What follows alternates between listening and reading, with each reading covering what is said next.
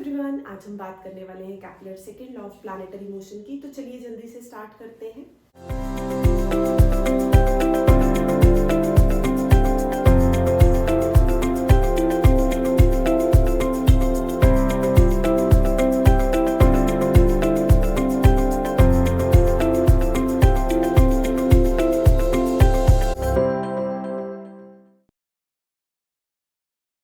According to Kepler's first law हमारे पास क्या था कि प्लैनेट रिवॉल्व करता है around the sun in an elliptical orbit where sun is situated at one of the foci of the ellipse.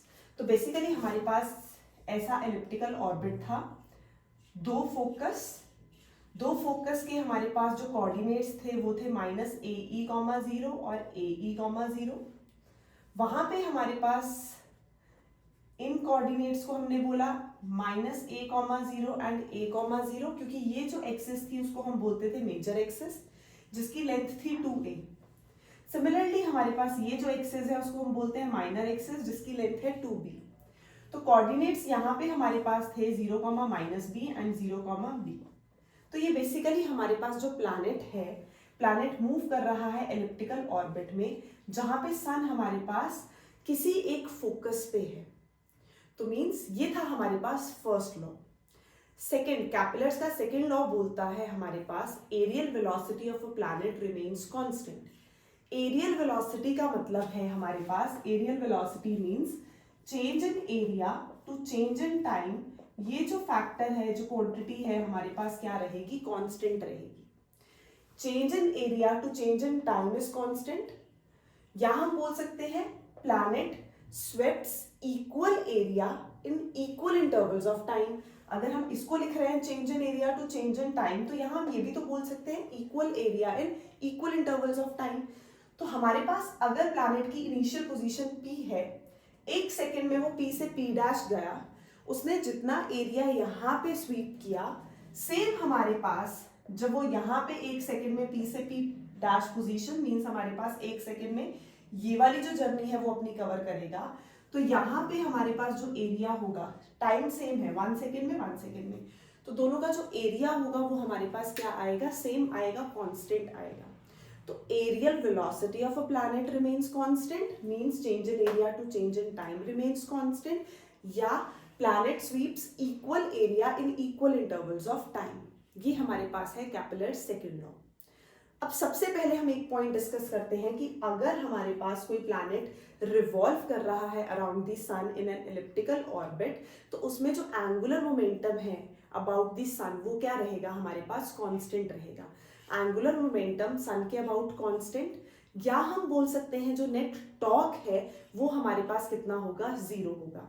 तो basically किसको फॉलो कर रहा है, law of conservation of angular momentum को। Law of conservation of angular momentum से हमारे पास एक और चीज आती है कि अगर जो डिस्टेंस है सन और प्लैनेट का, डिस्टेंस है सन और प्लैनेट का, वो हमारे पास बहुत ज्यादा है, डिस्टेंस ज्यादा होने से उस पॉइंट पे जो हमारे पास स्पीड है या एंगुलर स्पीड है वो हमारे पास कितनी हो जाएगी, कम हो जाएगी। यहाँ पे हमारे पास जो स्पीड प्लैनेट की वो क्या होगी, वेलोसिटी हमारे पास प्लैनेट की क्या होगी, ज्यादा होगी। जितना डिस्टेंस कम होगा उतनी वेलोसिटी उसकी ज्यादा हो जाएगी, जितना डिस्टेंस ज्यादा होगा उतनी हमारे पास कम होगी। तो हमने ये दो पोजीशंस की थी, एक थी हमारे पास पेरिफेलियन, एक हमारे पास थी एफिलियन। तो पेरिफेलियन हमारे पास क्या था, closest distance from the sun, aphelion क्या था, farthest distance from the sun. तो जो डिस्टेंस क्लोजेस्ट है वहां पे स्पीड क्या होगी हमारे पास, डिस्टेंस कम स्पीड ज्यादा, डिस्टेंस ज्यादा तो स्पीड ऑटोमेटिकली क्या हो जाएगी, कम हो जाएगी। Law of conservation of angular momentum को फॉलो करता है।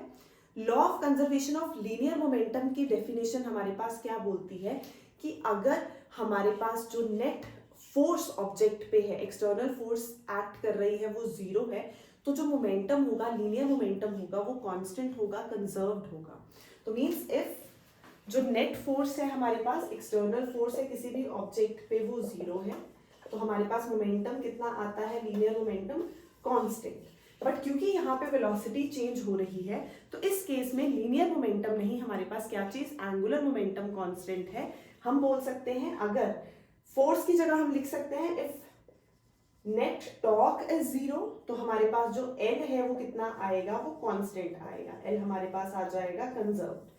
तो अगर प्लैनेट जो हमने बोला रिवॉल्व कर रहा है in an elliptical orbit about the sun, तो वो हमारे पास सन के अबाउट हमारे पास जो एंगुलर मोमेंटम है वो कैसा रहेगा, कांस्टेंट रहेगा। एल कांस्टेंट है मींस हमारे पास, तो हम लिख सकते हैं L is are cross P, L vector is R vector cross P vector. अब इसको हम क्रॉस प्रोडक्ट अगर हटाएं तो आर पी साइन थीटा, तो हमारे पास एल कितना आ गया, पी को लिख सकते हैं मास इनटू वेलोसिटी, तो M we are sine theta. तो एक इक्वेशन आ गई हमारे पास एंगुलर मोमेंटम की, जो क्या बोल रही है, m we are sine theta. हमारे पास वैल्यू है किसकी है, एल की है।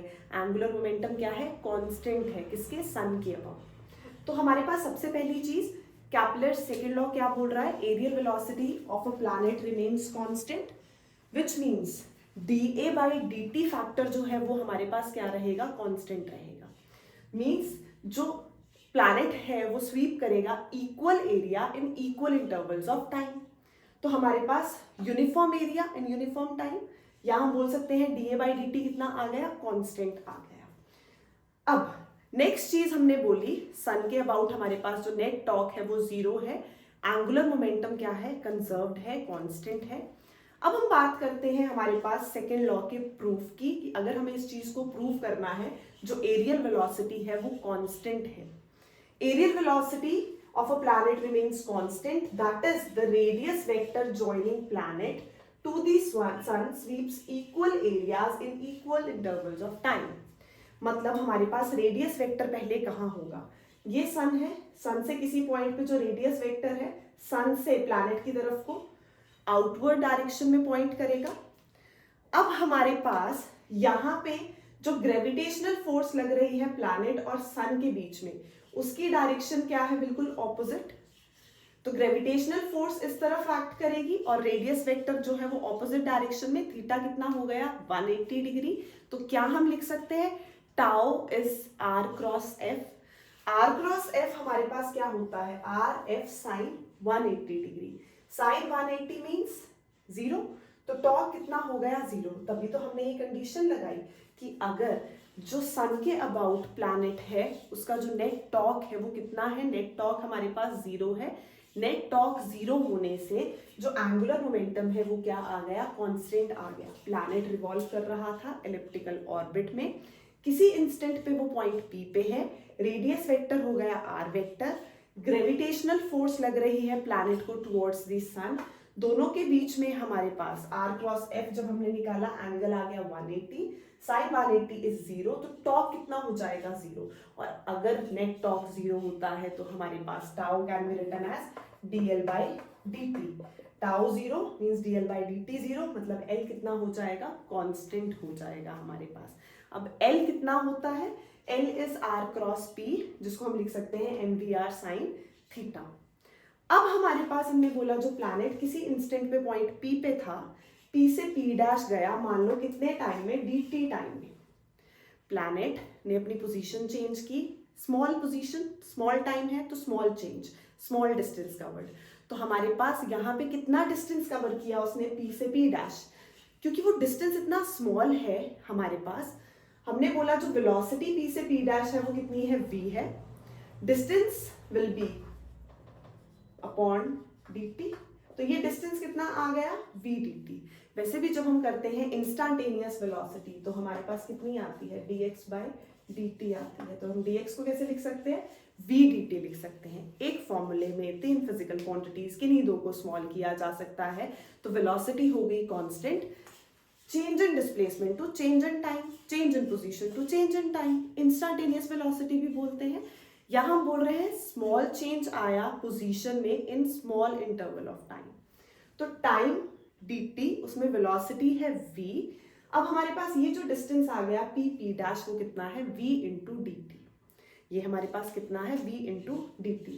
अब हमने बोला किसी इंस्टेंट पे जो हमने ये पोजीशन ली p, उसमें हमारे पास p p डैश जो डिस्टेंस है वो है v dt, r और f के बीच में एंगल है 180 डिग्री। हमने बोला मान लो इसको हम रेडियस वेक्टर को थोड़ा सा और एलोंगेट कर दें बाहर की तरफ, तो इस डिस्टेंस और इस r वेक्टर के बीच में हमारे पास एंगल कितना आ गया, थीटा। अगर प्लैनेट मूव कर रहा है एलिप्टिकल ऑर्बिट में, ये हमने सन लिया एक फोकस पे, किसी इंस्टेंट पे प्लैनेट की पोजीशन है P, फिर हो गई P डैश, P से P डैश वाला जो डिस्टेंस है उसको हमने बोल दिया v dt, रेडियस वेक्टर को थोड़ा सा एक्सटेंड किया, रेडियस वेक्टर v dt के साथ जो एंगल बना रहा है थीटा, ये हमारे पास इस ट्राइंगल का क्या आ गया, हाइट आ गई। Area of the triangle is half into base into height, तो हमारे पास ये थीटा है तो ये वाला एंगल हो जाएगा 180 माइनस थीटा। अगर ये P है, ये P डैश है, इसको M ले लेते हैं, तो हमारे पास इस राइट एंगल ट्राइंगल में हमें क्या फाइंड करना है, इसमें हमें फाइंड करना है P डैश M। तो sine 180 minus theta is perpendicular upon hypotenuse, perpendicular upon hypotenuse. तो ये हमारे पास हाइट कितनी आ गई, v dt into sine 180 minus theta become sine theta, साथ में आ जाएगा v dt, ये हमारे पास आ गया pm जो कि है परपेंडिकुलर डिस्टेंस, जो कि है ट्राइंगल की हाइट। अब हम यूज करेंगे, क्योंकि हमें एरिया फाइंड करना है, तो एरिया, क्योंकि ये स्मॉल टाइम था, स्मॉल टाइम में डिस्टेंस कितना स्वेप्ट किया था v dt, उसमें जो एरिया होगा वो भी स्मॉल होगा। तो हमारे पास अगर डिस्टेंस आया v dt, हमने बोला हमारे पास small area in small time t, small area in small time t, half base, ये वाला बेस, ये वाला हमारे पास base, radius vector r, height हमने निकाल ली v dt साइन थीटा, तो क्या हम m से मल्टीप्लाई करें, m से डिवाइड करें, तो हमारे पास ये चीज बन जाएगी mvr साइन थीटा। इस इक्वेशन को यूज करें तो mvr साइन थीटा, इस सब को हम लिख सकते हैं l अपॉन ये वाला 2, ये वाला 2, ये m और साथ में रह गया dt, तो dA अपॉन dt एक तरफ, dA upon dt is l upon 2m। l अभी हमने प्रूव किया, क्या है हमारे पास, नेट टॉर्क कितना आता है अबाउट द सन, 0, तो एंगुलर मोमेंटम कितना आएगा, कांस्टेंट, तो L कांस्टेंट है, 2 ऑलरेडी कांस्टेंट है, मास भी कांस्टेंट है, तो dA बाई dt कितना आ गया हमारे पास, कांस्टेंट आ गया। तो means planet sweeps equal area in equal intervals of time. तो यहाँ पे हमारे पास जो प्लैनेट है उसका जो रेडियस वेक्टर है वो स्वीप करता है equal area in equal intervals of time, या हम बोल सकते हैं change in area to change in time. हमारे पास areal velocity change in area to change in time is constant. Prove करने के लिए सबसे पहले हमने एक चीज यूज की कि जो नेट टॉर्क है, जो हमारे पास प्लैनेट रिवॉल्व कर रहा है अराउंड द सन, उसमें जो नेट टॉर्क लग रहा है अबाउट द सन वो कितना है, 0 है। Torque 0 means angular momentum conserve. क्यों, टाउ 0 हमने प्रूव किया, आर और एफ के बीच में angle 180, tau 0 means L constant, क्योंकि टाउ होता है dl बाई dt, तो L constant, L is mvr sine theta. फिर हमने किसी इंस्टेंट पे जो प्लैनेट है टाइम dt में उसने जो पोजीशन मूव की है, डिस्टेंस मूव किया है, वो p से p डैश है, कितना डिस्टेंस, स्पीड इनटू टाइम, तो v इनटू dt, तो यहाँ पे डिस्टेंस कितना आ गया, v इनटू dt। अब हमने लिया एक ट्राइंगल, उसमें हमने ये वाला एंगल अपनी तरफ से थीटा माना, तो अंदर वाला हो गया 180 माइनस थीटा, तो sine 180 minus theta is sine theta. First place पे जब भी यहाँ पे 90 या 270 होता है तो टी रेशियोज चेंज करती हैं, साइन कॉज में चेंज करता है, कॉज साइन में चेंज करेगा, टैन कॉट में चेंज करता है, कॉट टैन में चेंज करेगा, सिमिलरली कोसेकेंट सेकेंड में चेंज करता है, सेकेंड को सेकेंड में चेंज करेगा। लेकिन अगर इस फर्स्ट प्लेस पे हमारे पास 180 या फिर 360 है तो साइन साइन रहता है, कॉस कॉस रहता है। बाकी हम कैसे देखते हैं, क्वाड्रेंट्स में देखते हैं, पॉजिटिव साइन या नेगेटिव साइन। बट अगर फर्स्ट प्लेस पे 180 है, 180 माइनस थीटा मींस 180 में से कुछ माइनस किया, 180 में से कुछ माइनस किया मींस सेकंड क्वाड्रेंट। तो सेकंड क्वाड्रेंट में हमारे पास आफ्टर स्कूल टू कॉलेज करके साइन हमारे पास क्या रहता है, साइन हमारे पास यहाँ पे पॉजिटिव होगा, साइन का रेसिप्रोकल कोसेकेंट भी पॉजिटिव होगा। तो 180 माइनस थीटा सेकंड क्वाड्रेंट में लाई कर रहा है, सेकंड क्वाड्रेंट में साइन भी पॉजिटिव है, कोसेकेंट भी पॉजिटिव है। अगर यहाँ 180 की जगह 90 या 270 हो तो टी रेशियोज इंटरचेंज हो जाती हैं, लेकिन अगर फर्स्ट प्लेस पे हमारे पास 180 या 360 है तो जो टी रेशियो है वही रहेगी। फिर उसके बाद हम देखते हैं इसमें से पॉजिटिव या नेगेटिव साइन। तो sine 180 minus theta second quadrant में आया, सेकेंड क्वाड्रेंट में साइन और कोसेकेंट पॉजिटिव होते हैं, तो साइन 180 माइनस थीटा है साइन थीटा। तो ये आ गया v d t sine theta, और साथ में क्या है हमारे पास हाइट जो हमने फाइंड करनी थी। तो क्योंकि टाइम स्मॉल है तो एरिया भी कितना स्वीप करेगा, स्मॉल, तो d A will be half base height, half base height, उसमें m से मल्टीप्लाई m से डिवाइड, तो M we are sine theta तो ऑलरेडी l है, वो ऑलरेडी कांस्टेंट है, तो d A by d t कितना आ गया l बाई 2m, जो कि क्या हो गया हमारे पास कांस्टेंट हो गया। बाय।